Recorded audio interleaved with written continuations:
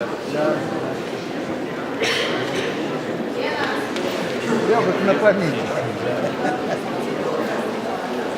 Вовремя сели,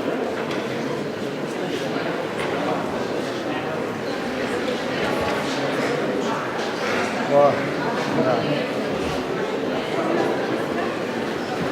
О, подальше. Подальше. Это теперь весь солнце на себя.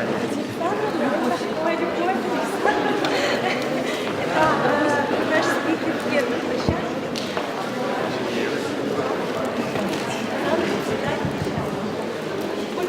Я вас оставляю.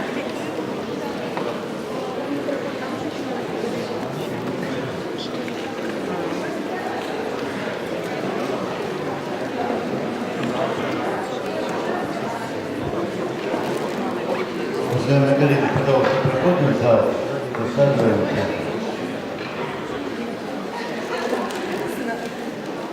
Пооперативнее, здесь места действуют. Проходите, пожалуйста.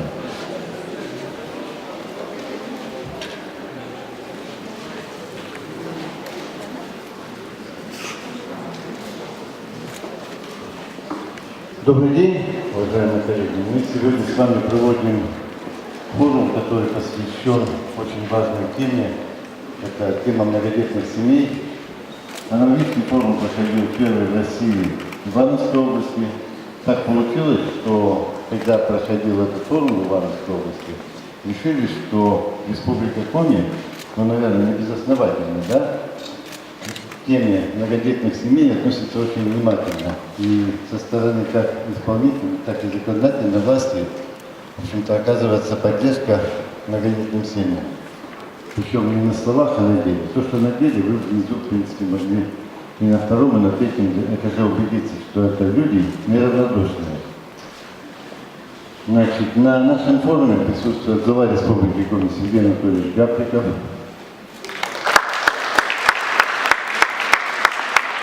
председатель Государственного совета Республики Коми Медведя, заместитель Валентина Васильевна Зимина. У нас на форуме присутствует наш духовный наставник, владыка Петерин.